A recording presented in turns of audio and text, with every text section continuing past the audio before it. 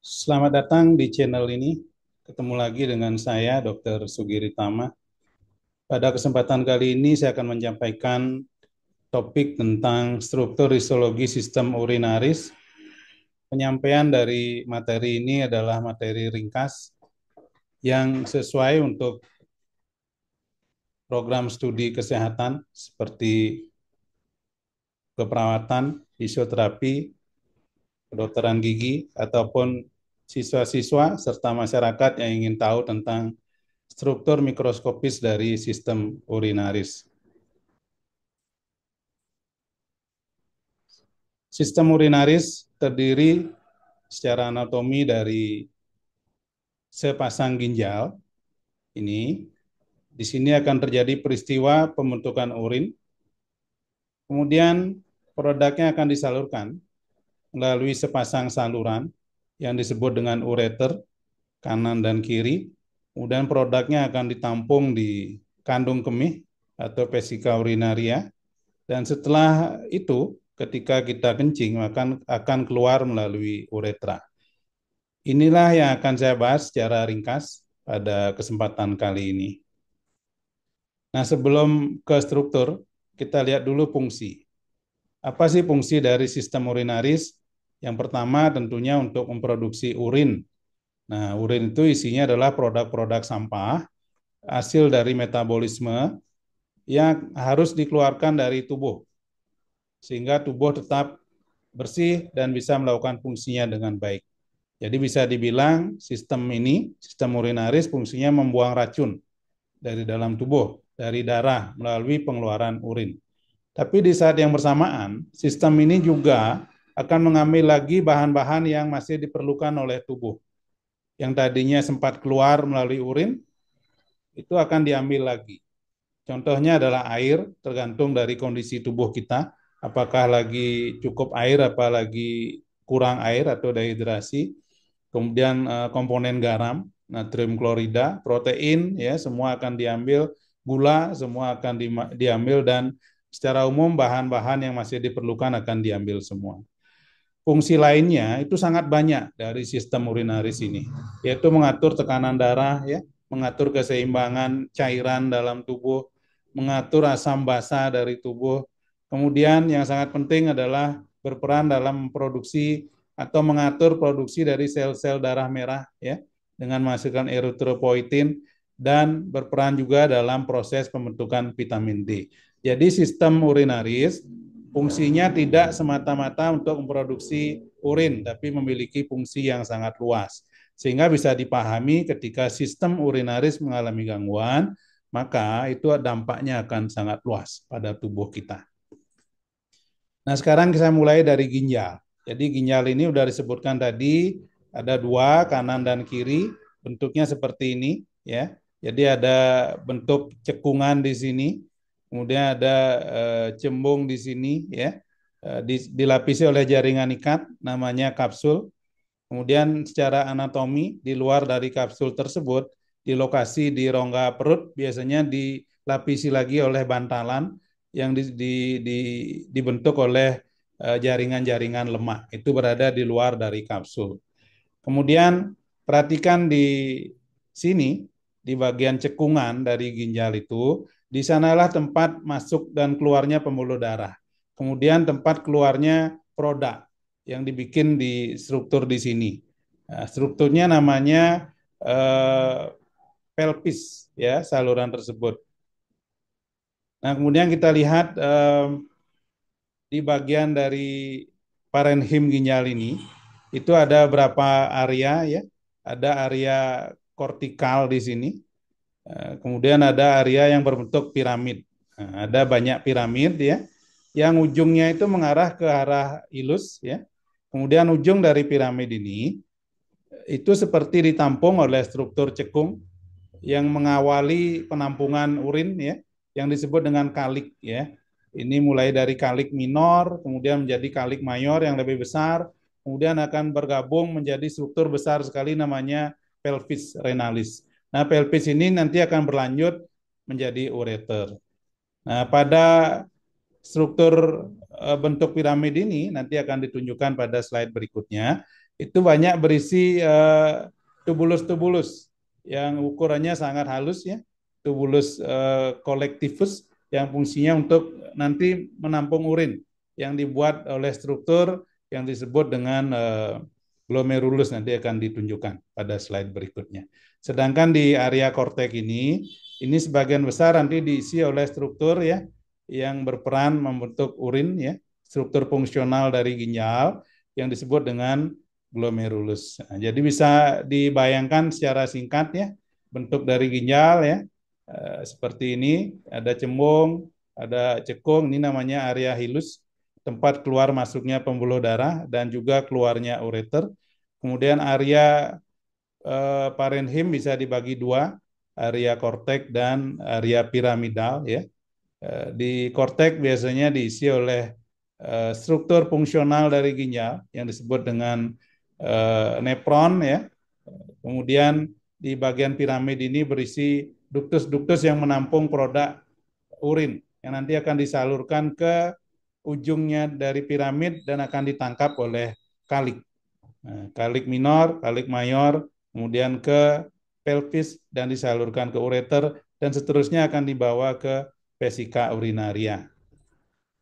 Nah, kemudian kita lihat sekarang struktur yang sangat penting yang ada di ginjal yang berperan dalam memproduksi urin yang disebut sebagai di textbook disebutkan sebagai uriniferous tubule, yaitu komponennya berupa nepron, ini nepron yang diberi kotak ini dan collecting tubule. Nah, collecting tubule ini tadi sudah disebutkan itu biasanya ada di struktur yang berbentuk piramid. Sedangkan nepron itu ada dua lokasinya, ada di kortek agak tinggi dan agak ke bawah mendekati struktur yang berbentuk piramid. Nah, pada nepron inilah terjadi proses yang sangat rumit di mana darah akan difiltrasi ya, darah akan masuk dan keluar dari struktur ginjal. Sebenarnya masuk keluarnya itu akan ke struktur ini, yaitu ke struktur khususnya glomerulus yang digambarkan berwarna merah. Akan disaring nanti menghasilkan produk ya akan menjadi urin, sebelum dikeluarkan akan diambil lagi bahan-bahan yang masih diperlukan. Kemudian di sepanjang tubulus ini akan terjadi proses modifikasi urin yang tadi sudah disinggung sedikit, mengambil bahan yang diperlukan atau bahkan membuang racun dengan sengaja atau mengambil air tergantung dari kebutuhan tubuh. Jadi perhatikan tanda panah ini, aliran dari urin ya. Jadi sepanjang ini masih dimodifikasi, kemudian masuk ke collecting tubule. Jadi collecting tubule juga ada gradasinya, ada yang kecil, kemudian yang besar, dan akan berakhir di sini di ujung dari piramid. Ini namanya area cribrosa, yaitu bentuk yang ada banyak lubang halus ya. Nanti bayangkan di sini ada kalik.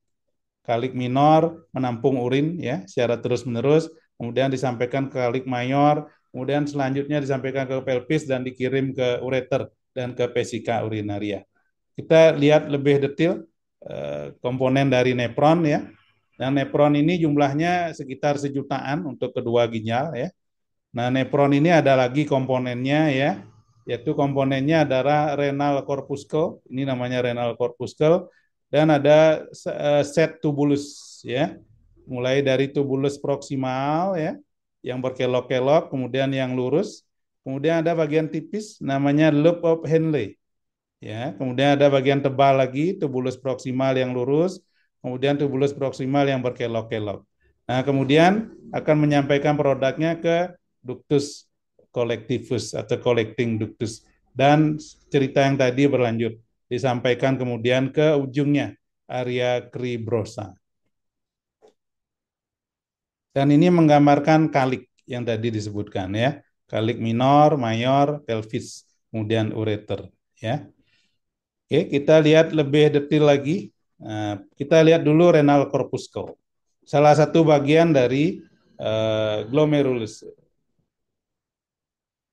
Salah satu bagiannya glomerulus ya. Jadi renal corpuscle ini adalah bagian dari nepron. Nah, di dalam renal corpuscle itu ada komponen yang disebut dengan glomerulus. Nah, glomerulus ini berasal dari percabangan kapiler ya, arteri aferen yang masuk ke dalam bentuk bulat ini, kemudian bercabang-cabang menjadi pembuluh darah yang lebih halus ya. Kemudian akan keluar yang disebut dengan efren arteriol. Nah, di glomerulus inilah terjadi proses filtrasi. Yaitu bayangkan darah masuk ke sini, kemudian masuk ke glomerulus ya. Di glomerulus itu nanti saya tunjukkan ada lubang-lubang halus pada dindingnya sehingga komponen cair khususnya plasma dan bahan yang larut dalam plasma itu bisa lewat ke area sini yang disebut dengan urinary space ya. Kemudian komponen yang tidak keluar ke urinary space akan dilewatkan, kemudian keluar ke efren arteriol. Itu terjadi ribuan kali dalam setiap hari karena darah dipompa oleh jantung masuk ke sini dan keluar ke sana. Kemudian dari urinary space itu akan masuk ke ductus proximal ya yang tadi sudah ditunjukkan gambarnya untuk mengalami modifikasi. Sehingga secara struktur renal corpuscle itu memiliki dua kutub ya. Ada namanya urinary pool, tempat keluarnya proximal tubule, ada namanya vascular pool, kutub vaskular, itu tempat masuk dan keluarnya pembuluh darah ya. Nah, kemudian ada beberapa komponen lagi yang mau saya jelaskan. Ada namanya kapsula Bowman, ya. Kapsula Bowman ini yang membentuk renal corpuscle. Ada bagian parietal di sini, kemudian ada bagian visceral yang membungkus kapiler yang membentuk glomerulus. Nah, di dalam struktur yang membungkus glomerulus ini, kemudian ada semacam modifikasi ya, ada namanya sel-sel podosit. Nah, sel podosit ini memiliki semacam jari-jari yang fungsinya adalah untuk memperkuat sistem filtrasi, yang nanti akan membentuk struktur celah yang disebut dengan filtration slit atau celah filtrasi. Nanti saya tunjukkan. Jadi kalau mau kita review, struktur ini namanya renal corpuscle, bagian dari nefron, ya, memiliki dua kutub, yaitu vascular pool dan urinary pool, ya. Pada vascular pool, pembuluh darah arteriol masuk, namanya afren, kemudian membentuk glomerulus, dan dia keluar menjadi efren arteriol. Kemudian pada struktur ini ada kapsula Bowman, parietalis, ya, dan visceralis. Ruangan di antara parietalis dan visceralis disebut sebagai urinary space. Kemudian pada kutub yang lain itu keluar struktur yang disebut tubulus proximal yang nanti akan dibahas pada slide berikutnya. Nah, ini menggambarkan apa yang disebut dengan filtration barrier. Jadi filtration barrier ini adalah struktur yang harus dilewati oleh komponen cair dari dalam kapiler sampai ke urinary space. Nah, ini akan memastikan proses selektif. Tidak semua bahan yang ada di dalam darah kita itu bisa melewati celah ini. Bagaimana terjadi? Itu ada komponen pertama adalah endotelium, yaitu sel-sel yang membentuk dinding kapiler. Itu memiliki lubang-lubang halus. Bisa diperhatikan pada gambar ini. Kemudian di luarnya ada basement membrane yang memperkuat lagi dan memiliki lubang-lubang halus juga. Nah, setelah itu tadi sudah disinggung, ada modifikasi sel dari kapsula Bowman visceralis yang nanti membentuk sel-sel podosit yang memiliki jari-jari ya, yang nanti akan membentuk semacam celah ya, yang ikut membentuk juga filtration barrier. Nah, sehingga ketiga struktur ini memastikan bahan-bahan yang tidak boleh lewat, contohnya seperti eritrosit, leukosit, itu memang nggak boleh lewat. Jadi nggak boleh masuk ke dalam urinary space. Sedangkan bahan-bahan yang boleh lewat itu bahan yang plasma ya dari darah dan bahan yang larut dalam plasma itu boleh melewati celah ini. Nah, ketika celah ini mengalami kerusakan, maka kita bisa menemukan komponen yang harusnya nggak ada di dalam kencing. Contohnya ada eritrosit, ada leukosit ya.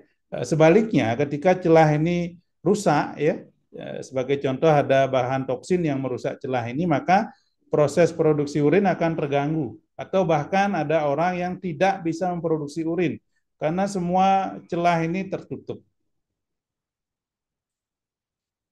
Oke, kita lanjutkan. Jadi setelah memahami struktur renal corpuscle, kemudian sudah paham bahwa pada area glomerulus ada yang disebut dengan filtration barrier. Kemudian pahami bahwa darah memiliki tekanan, ya. Ketika darah melewati di sini, tekanannya masih tinggi dan lebih tinggi dari urinary space, ya. Ada dua gaya yang berperan di sini. Ada gaya hidrostatik dan osmotik, ya. Keseimbangan dari gaya ini nanti akan mendorong cairan untuk masuk ke urinary space. Jadi di sini ada proses filtrasi, ya. Kemudian setelah itu akan dilanjutkan proses modifikasi. Nah, jadi proses pembentukan urin, berapa banyak urin yang kita hasilkan, salah satunya tergantung dari tadi. Seberapa besar gaya hidrostatik dan osmotik, ya, netnya itu yang berada di dalam glomerulus dan di urinary space akan menentukan seberapa banyak cairan yang akan terbentuk di dalam urinary space, nanti akan mempengaruhi volume urin. Nah, kemudian tadi udah disinggung, ya, yang di renal corpuscle itu murni terjadi proses filtrasi karena gaya tadi, gaya hidrostatik dan osmotik. Nah, kemudian selanjutnya itu cairan yang disebut dengan ultrafiltrat tadi akan melewati tubulus proksima. Dan di sini mulailah terjadi proses modifikasi. Terutama pada tubulus proksimal, itu akan direabsorpsi bahan-bahan yang masih diperlukan oleh tubuh karena dindingnya dilapisi oleh epitel selapis kubus dengan brush border pada permukaannya, sehingga sangat efektif untuk proses reabsorpsi. Apa yang diambil, ya, di tubulus proksimal, air, ya, jumlahnya sekian, ya, sodium klorida, kemudian protein, asam amino, dan glukosa, semua diambil di sini. Berikutnya, ultrafiltrat yang sudah dimodifikasi akan masuk ke sini. Loop of Henle. Di sini berupa tabung tipis, ya, tabung tipis. Epitelnya bukan kuboid, tapi epitel yang squamous atau pipih. Nah, loop of Henle ada berapa bagian, ya? Ada bagian yang descendant, ya. Kemudian ada bagian lengkungan loop, kemudian ada bagian yang ascending. Nah, masing-masing bagian ini memiliki karakteristik yang berbeda-beda, ya. Misalnya pada bagian yang descendant, yang turun ini, itu permeable terhadap air, jadi bisa dilewati oleh air, ya. Sedangkan bagian yang ascending tidak bisa ditembus oleh air, impermeable terhadap air. Itu yang akan menentukan nanti bagaimana urin yang terbentuk, apakah dia encer atau bersifat pekat, tergantung dari kondisi tubuh kita, apakah dia cukup cairan apa tidak cukup cairan, ya. Kemudian urin yang sudah dimodifikasi dari loop of Henle masuk ke tubulus distal. Jadi di sini ada bagian yang lurus, bagian berkelok-kelok. Nah, epitel yang melapisi bagian tubulus distal itu adalah epitel kuboid, tapi brush bordernya tidak sebagus di tubulus proksimal. Jadi walaupun di sini bisa terjadi proses reabsorpsi, tapi tidak sebagus di tubulus proksimal. Nah, kemudian urin yang sudah mengalami modifikasi akan masuk ke sini, collecting tubule. Nah, di collecting tubule ini tidak ada banyak modifikasi, ya, kecuali untuk mengambil air. Karena salah satu hormon itu bekerja di sini, namanya antidiuretik hormon. Antidiuretik hormon ini ketika disekresikan, itu bisa membuka celah-celah yang ada di dinding dari collecting tubule untuk mengeluarkan air dari dalam collecting tubule, kemudian masuk ke jaringan sekitarnya, akan diambil oleh pembuluh darah dan dikembalikan ke sirkulasi umum. Ini terjadi ketika tubuh kehilangan air dalam jumlah banyak atau kita kekurangan minum. Misalnya dalam keadaan puasa, itu ADH akan dikeluarkan. Sehingga urin yang dihasilkan akan lebih pekat. Sebaliknya, ketika kita terlalu banyak minum air, maka hormon ADH tidak akan dikeluarkan, sehingga urin yang kita produksi itu akan encer atau berwarna putih. Jadi pada collecting tubule itu terjadi peristiwa yang tadi itu. Nah, ini data-datanya bagaimana urin terbentuk ya. Jadi darah setiap 5 menit itu akan melewati kedua ginjal, jumlahnya sekitar 1.250 per menit. Nah, kemudian komponen cair akan melewati celah tadi, melewati filtration slit atau filtration barrier, masuk ke urinary space. Kemudian akan lanjut ke tubulus proksimal, akan direabsorpsi, tadi sudah disebutkan, masuk ke lobe Wenle, mengalami pemekatan, kemudian lanjutnya ke tubulus distal, dan akhirnya ke collecting tubule, yang nanti bisa terjadi proses pemekatan lagi untuk mengambilkan komponen air dari urin yang terbentuk. Ini peristiwanya yang lengkap. Ini banyak dibahas di ilmu fisiologi. Saya tidak akan membahas ini. Jadi prosesnya sangat rumit ya. Ada kerjasama dari pembuluh darah ya, yaitu yang disebut dengan vasa recta. Kemudian akan berkoordinasi atau bekerja sama dengan tubulus proksimal, lobe Wenle, dan distal. Kemudian ada lagi beberapa data di mana tingkat kepekatan pada parenhim ginjal itu berbeda-beda. Itu akan mempengaruhi proses modifikasi urin.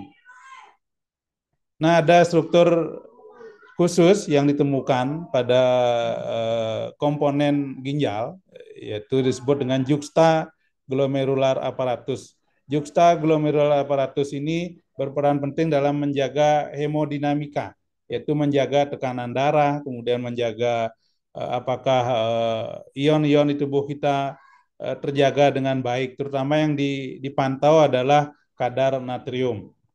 Kadar natrium ini menandakan apakah darah kita pekat atau encer. Nah, jika kadar natrium turun terdeteksi oleh sistem ini, jadi sistem ini terdiri dari beberapa komponen ya. Ada namanya makula densa yang merupakan bagian distal dari convoluted tubule. Kemudian ada bagian sel juxtaglomerular ya. Ini akan berkomunikasi. Ada semacam sensor yang mendeteksi kadar natrium. Ketika kadar natrium mengalami penurunan, maka terjadi sekresi atau pengeluaran nitrit oxide yang nanti akan menyebabkan dilatasi dari arteriol, sehingga aliran darah ke glomerulus meningkat, sehingga filtrasi meningkat, produksi urin akan meningkat. Tujuannya adalah untuk membuang kelebihan cairan yang ada di tubuh. Nah, selain itu juga akan terjadi sekresi renin yang nanti akan mengatur angiotensin 2, menyebabkan kontriksi pada kapiler efren, sehingga akan meningkatkan tekanan pada glomerulus. Itu juga akan menyebabkan peningkatan filtrasi pada glomerulus yang meningkatkan produksi urin.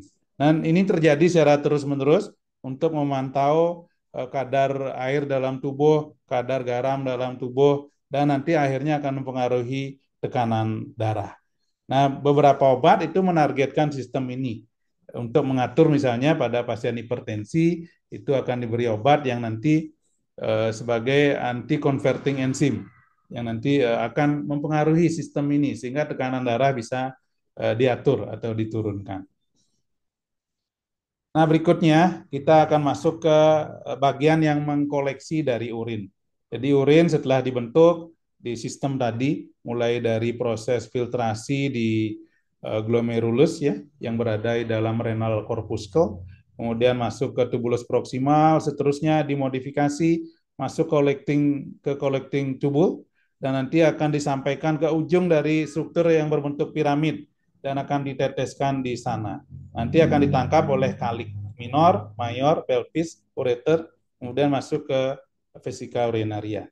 Nah, secara struktur mulai dari kalik minor, mayor, kemudian pelvis dan ureter itu hampir sama, yaitu berupa dindingnya dilapisi oleh otot polos. Tentu ini bisa kontriksi ya, otot polos ini. Kemudian ada jaringan ikat di dalamnya, dan yang khas sekali bagian lumennya dilapisi oleh epitel yang khusus, namanya epitel transisional, yang hanya ditemukan pada sistem urinari. Ini adalah struktur yang tadi, mulai dari kalik minor sampai ureter seperti ini, ya. Nah, kemudian pada vesika urinaria itu juga masih dilapisi oleh epitel yang sama, ya, yaitu epitel transisional. Kemudian ada jaringan ikat longgar di luarnya dan ada otot polos. Nah, apa yang khas dari epitel yang melapisi sistem urinaris adalah kenapa disebut sebagai epitel transisional? Karena epitel ini bisa berubah-ubah bentuk, ya. Sel-selnya berubah bentuk tergantung dari kondisi organ ini. Apakah sedang menampung urin dalam jumlah banyak atau sedang dikosongkan. Jadi selnya akan berubah bentuk. Ketika penuh, maka sel-selnya akan berbentuk agak pipih dan lapisannya seperti berkurang. Nah, ketika dikosongkan sehabis kencing, maka epitel ini akan berubah menjadi lebih tebal. Pada beberapa di permukaannya berbentuk seperti dome shape, lebih kuboid, dan lapisannya seperti bertambah. Itulah makanya disebut sebagai epitel transisional. Nah, epitel transisional ini memastikan, ya, bisa memastikan bahwa urin yang berada di dalam struktur ini, khususnya di vesika urinaria, itu tidak merembes ke bagian bawah dari epitel. Karena urin memiliki sifat toksik sehingga harus dicegah supaya dia tidak merembes ke bagian bawahnya. Kemudian epitel ini masih berlanjut melapisi uretra. Kemudian sampai akhirnya nanti akan diganti pada beberapa segmen menjadi epitel kolumner, dan akhirnya pada meatus uretra akan diganti menjadi epitel berlapis pipih. Nah, demikianlah yang bisa saya sampaikan tentang organ urinaris, ya, struktur mikroskopisnya. Semoga bisa menambah wawasan, ya, apa yang diperlukan untuk memahami sistem urinaris. Terima kasih atas perhatiannya dan sampai ketemu di video berikutnya.